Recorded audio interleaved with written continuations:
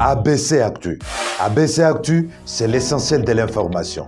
ABC Actu, c'est la politique, l'économie, le social, la culture, la religion, la science, la technologie, le développement et les divers. ABC Actu, l'essentiel de l'information pour vous, FM Prêt.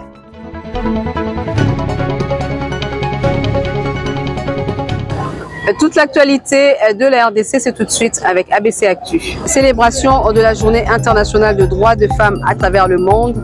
À Kinshasa, les femmes ont plaidé pour l'avenir des femmes rurales et le retour de la paix en RDC.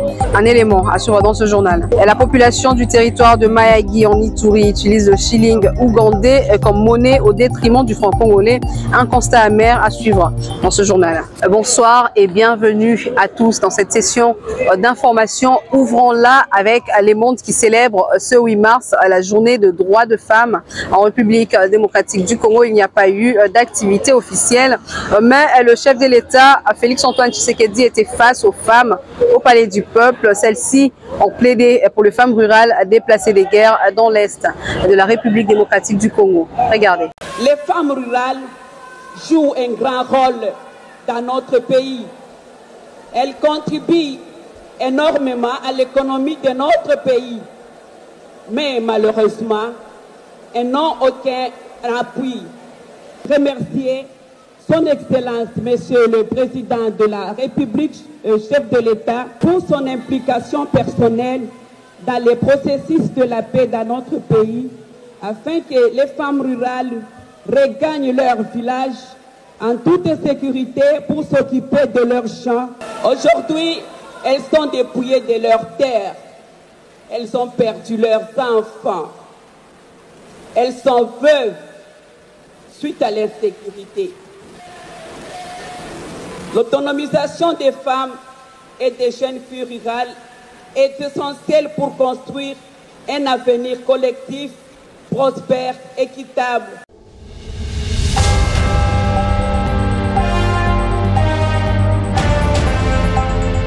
La journée du mardi 7 mars 2023 a été marquée à Kinshasa par l'inauguration par le chef de l'État du bâtiment de la CNRF, entendu par la cellule nationale de renseignement financier.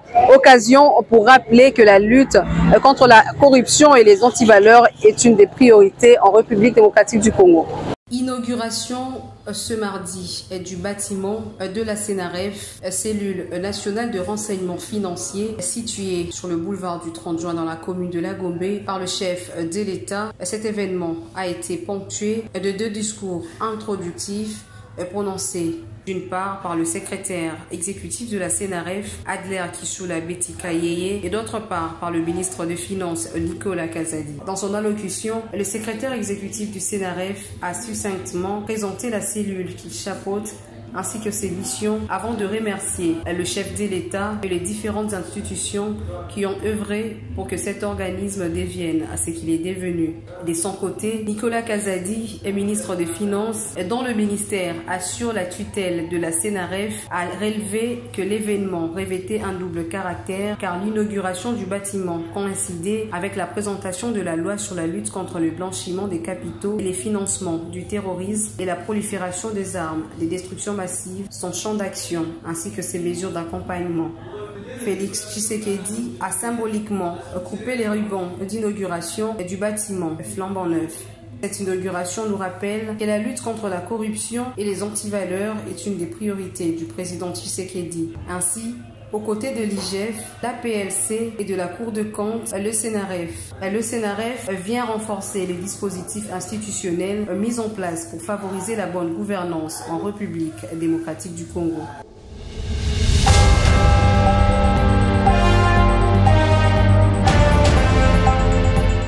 9e jeu de la francophonie en RDC prévu en juillet et août prochain. C'est mardi, Samalou Kondé a évalué l'état d'avancement de préparatifs avec le comité de pilotage élargi. Regardez. En sa qualité des superviseurs, le Premier ministre a convoqué la réunion du comité élargi de pilotage des 9e Jeux de la francophonie mardi 7 mars 2023. Il était question d'évaluer les niveaux d'avancement des infrastructures sur les sites avec toutes les différentes commissions impliquées. Ces passages en revue a permis au Premier ministre d'être au parfum de la situation avant de donner des instructions fermes avant que les délais des livraisons des infrastructures soient respectés. Didier Manzenga, ministre de l'intégration régionale, a indiqué que des instructions liées aux poursuites de financement et à l'organisation ont été données par le chef du gouvernement. Je voudrais ici confirmer qu'on participait à une réunion du comité de pilotage des 9e Jeux de la francophonie. Il était question de passer en revue l'état d'avancement des travaux, notamment des infrastructures, et aussi sur le plan organisationnel.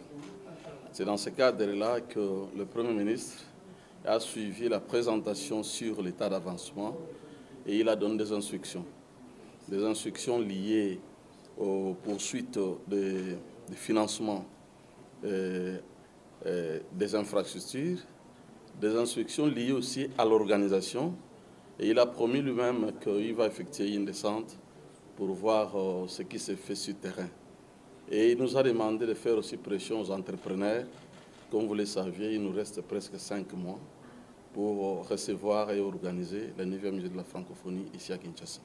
En rapport avec les infrastructures, le directeur national des 9e Jeux de la francophonie, Isidore Kwanja, a rassuré que les comités travaillent et que le gouvernement a promis de mettre des moyens nécessaires pour que ces travaux finissent avant, afin que le 9e Jeu se tienne à Kinshasa en juillet prochain. Nous sommes en train de travailler fort.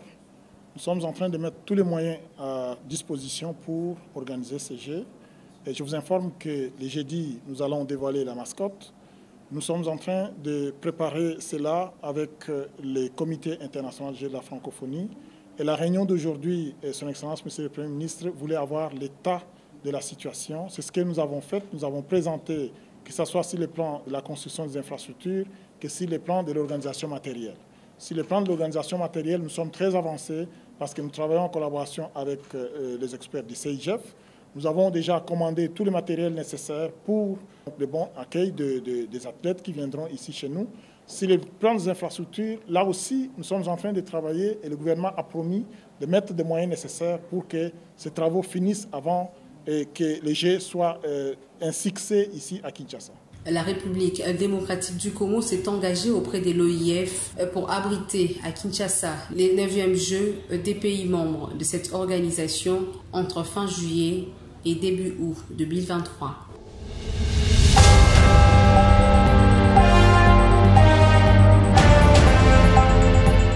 Pendant son séjour dans la province du Lualaba, la première dame Denise Nyakeru Tshisekedi a sensibilisé les jeunes sur l'éducation, la santé et bien d'autres secteurs pour un avenir meilleur et une relève efficace pour la RDC. Le Lualaba doit impérativement entrer dans la danse et suivre la cadence des provinces qui ont au moins un jeune dans l'effectif des boursiers Excellencia. La présidente de la fondation Denise Nyakeru Tshisekedi est elle-même montée sur l'estrade pour enrôler de nouveaux candidats à la bourse Excellencia pour une 5e édition du programme. À quelques mois seulement des épreuves de l'examen d'État, tout est mis en œuvre par la fondation DNT pour stimuler les finalistes du bleu et blanc à doubler d'efforts. En vidéo comme en présentiel, les témoignages récoltés de ceux qui sont déjà dans le programme et de leurs parents créent de l'émulation et suscite l'intérêt. C'est vraiment une bonne initiative parce que ça va permettre au développement de notre pays. Et je pense pouvoir tenter ma chance. L'enjeu est de taille, mais seule l'assiduité est la clé pour espérer rejoindre l'élite. Le programme Excellencia séduit aussi bien les élèves que la chef de l'exécutif provincial. Comme vous l'avez constaté, nous n'étions pas sur la liste, mais demain, ça sera vous qu'on va montrer dans les vidéos. Avoir une jeunesse en bonne santé, capable de relever différents défis, c'est aussi l'un des combats de la fondation Denise Nyakeru Tshisekedi. Lors d'une séance d'information sur la drépanocytose ou anémie SS, les élèves du Lualaba ont été outillés pour mieux porter la question qui les concerne. Chers parents, envoyez vos enfants faire ce test d'électrophorèse de l'hémoglobine. C'est très important. Vous avez l'opportunité d'avoir la machine, vous pouvez y aller. Quand j'ai été voir les autres élèves à Paris, j'étais vraiment très fière et les enfants sont très épanouis et ils étudient très bien. Donc je compte sur vous. Déterminée à toucher le plus grand nombre d'élèves, Denise Nyakiru Tshisekedi est allée à la rencontre de ceux du lycée Mwanga et Jououdi. Du matériel de coupe-couture et équipements de laboratoire leur ont été remis. Quand on nous a amené les autres machines, c'est une genre vraiment immense, comme ça on pourra travailler puis le travail sera rapide. Ce que vous faites, c'est vraiment merveilleux. Il n'y a pas que les hommes ou les garçons qui peuvent le faire. Donc vous me prouvez que vous êtes des jeunes filles fortes. Et ça, pour moi, je n'hésiterai pas à vous soutenir et à vous accompagner dans ce que vous faites. Dans la continuité de son plan de séjour, l'épouse du chef de l'État a procédé à la pose de la première pierre de construction de 3 auditoires et d'une clinique universitaire moderne à l'université de Kolwezi. Dans un tout autre contexte, les malades et personnels soignants de l'hôpital général de référence de Mwangeji ont eux aussi bénéficié de la bienveillance de la Fondation Denise Nyakiru Tshisekedi. Dans la suite des faits, 3 hôpitaux généraux de référence et 4 centres de santé de référence de la province ont reçu chacun des kits pour bloc opératoire, maternité, des lots en médicaments essentiels, des lits et matelas. Des dons qui vont sans aucun doute améliorer la qualité des soins et la prise en charge des malades. Voilà, faites un bon usage. Merci. Le séjour de Denise Nyakiru Tshisekedi dans la province du Lualaba est une occasion pour la population de tout âge de cette partie du pays de vivre les effets bénéfiques de la vision de la première dame de la République.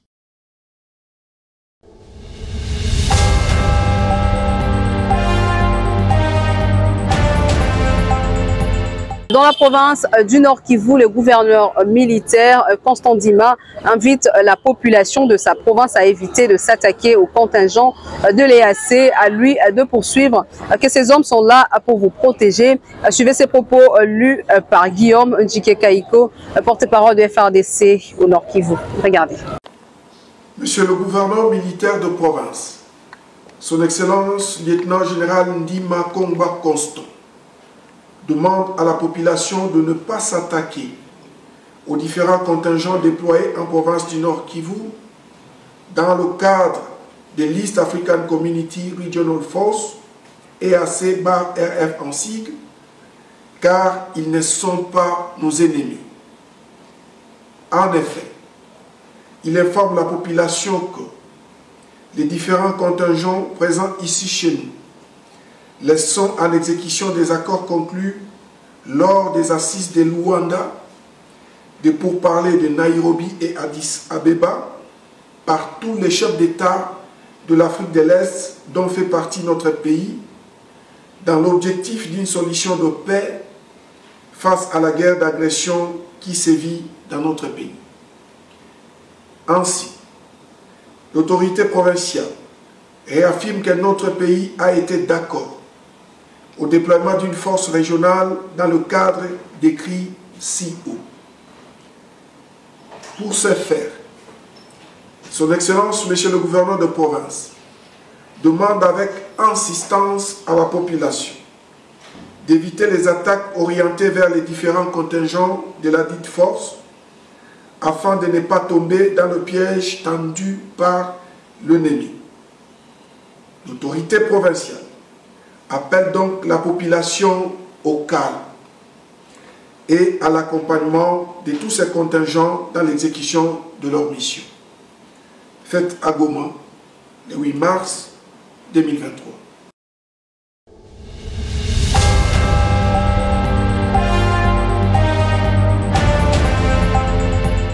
Dans la province d'Elituri, précisément dans les territoires de Mayagi, la population préfère utiliser le shilling ougandais que le franc congolais.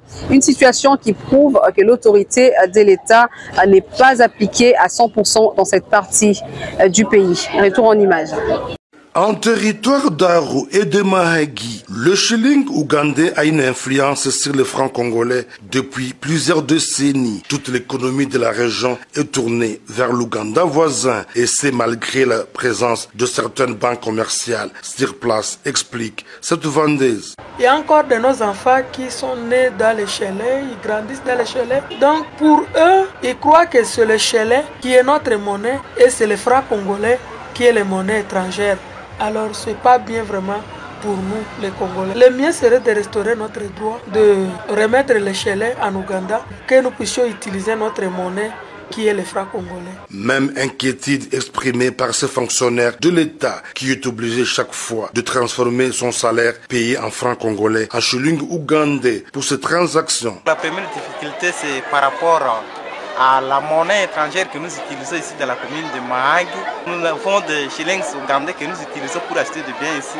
Eh bien, nous allions utiliser notre franc congolais et malheureusement, les de ces commerçants qui n'acceptent pas le franc congolais que nous avons, c'est comme cela que vraiment ça pose énormément de difficultés, surtout chez nous, les acheteurs. Tel que moi, par exemple, je suis un agent de l'État, on me paye en franc congolais et il me faut aller chez les cambistes et convertir cela en shillings ougandais. Il y a même la difficulté par rapport au taux et consorts. Voilà, c'est ça la difficulté majeure que nous éprouvons ici dans la commune de Mahagi. Que faire pour redorer l'image de la monnaie nationale dans cette partie de l'Ituri? Le professeur Pascal Doudanga Cavarios, spécialiste en économie monétaire, propose certaines pistes de solutions. La République démocratique du Congo, dans son entièreté, souffre de ce que nous appelons l'exterritorialité politique négative. Sur le plan monétaire, ça fait en sorte que nous avons une zone monétaire qui est la zone franc congolais, mais cette zone est appiétée par les autres monnaies des pays qui nous entourent. Il serait mieux que nous puissions demander à notre pays d'utiliser d'abord sur le plan politique la bancarisation de l'espace national et sur le plan économique la pratique de la politique d'effet induit. Ça veut dire tout ce que nous avons comme matière première qui alimente les industries ougandaises. Vous pouvez appeler les industries à Aru et à Mahagi pour que se coupe cette dépendance de Aru et Mahagi par rapport à l'Ouganda. Dans le cas contraire, ça me sera difficile de nous rattraper. Mais au-delà de tout ça, il faut aussi légiférer. On n'a pas une loi en République démocratique du Congo qui prône la territorialité de sa monnaie. Le jour où il y aura démonétisation dans les pays de ces monnaies, c'est la République démocratique du Congo ainsi que ses commerçants qui seront les grands perdants. Comme vous le constatez, le gouvernement de la République a dit pain sur la planche pour lutter contre la prédominance de cette monnaie étrangère sur le franc congolais qui est un symbole de souveraineté et de l'unité du pays.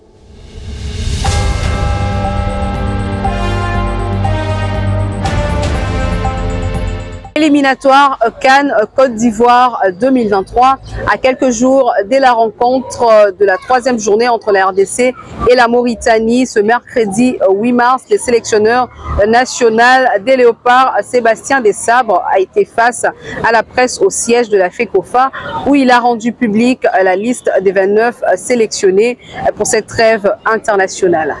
29 Léopards sont retenus par les sélectionneurs nationaux Sébastien Desabres pour la trêve du mois de mars où la RDC devra affronter en double confrontation la Mauritanie aux éliminatoires de la CAN à Côte d'Ivoire 2023. Sébastien Desabres a rendu public ce mercredi sa liste devant la presse sportive au siège de la Fédération congolaise de football association. Dans cette liste de 29 joueurs, l'on compte 3 gardiens, Joël Kiasumwa de Beluzon en Suisse, Siadi Badjo du Toupissa Mazembe en République démocratique du Congo, Lionel Passy de Rodez en France. L'on compte 9 défenseurs, Bopé Bokadi, Standard de Liège, Jordan Ikoko, Pafos, Joris Kayembe, Charleroi, Chancel Mbemba à Marseille, Arthur Maswaku, Besiktas, Gédéon Kaloulou, Lorient, Inonga Baka à Simba Sport, Arsène Zola à Wydad Athletic de Casablanca, Vital Timba de Bordeaux. L'on compte également un Nef, un milieu de terrain, Aaron Chibola de Limassol, Peli Roduc de Louton, Arnaud Lusamba de Alanya Sport, Samuel Mutusami de FC Nantes, Gaël Kakuta de Amiens, Théo Bungonda à Cadix, William Abalekusha à Standard de Liège, Glody Lilepo à Hilal, Mesha Keller à Young Boys. L'on compte également dans cette liste 8 attaquants dont Cédric Bakambu Olympiakos, Silas Katompanfupa de Stuttgart, Yohan Wissa à Brentford, Aldo Kalulu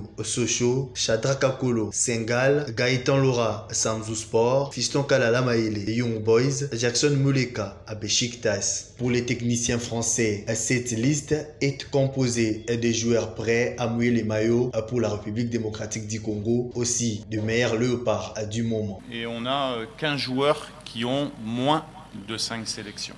Ce qui veut dire que globalement, ça reste une équipe qui comporte, à part certains cadres comme Chancel, comme Cédric, qui ont quand même pas mal de sélections, beaucoup de joueurs.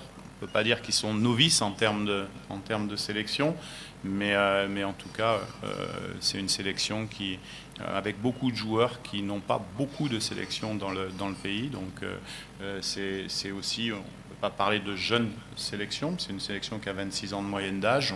C'est vrai qu'avec, on aurait pu descendre un petit peu plus en termes d'âge en fonction de ceux qui se sont blessés, mais en tout cas c'est une sélection avec de la qualité. Je suis très content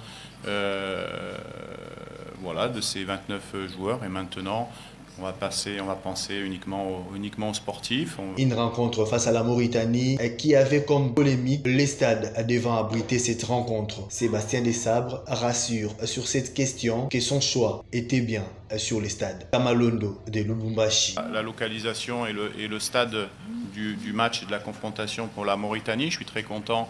Alors à la fois je suis déçu qu'on ne puisse pas jouer au stade des Martyrs, mais je suis très content qu'on a le joué à Lubumbashi, qui était mon premier choix. Voilà, je préfère le confirmer de vive voix.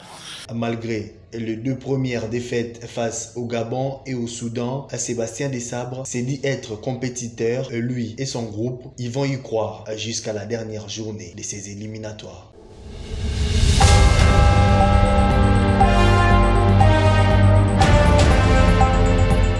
Voilà, cette page sportive marque la fin de cette session d'information. On passe au rappel de titre. Célébration de la journée internationale de droits de femmes à travers le monde. À Kinshasa, les femmes ont plaidé pour l'avenir des femmes rurales et le retour de la paix en RDC. Vous l'avez suivi dans ce journal. La population du territoire de Mayagi en Ituri utilise le shilling ougandais comme monnaie au détriment du franc congolais. Un constat amer que vous avez suivi également dans ce journal. Fin de cette session d'information. Merci à tous de l'avoir suivi.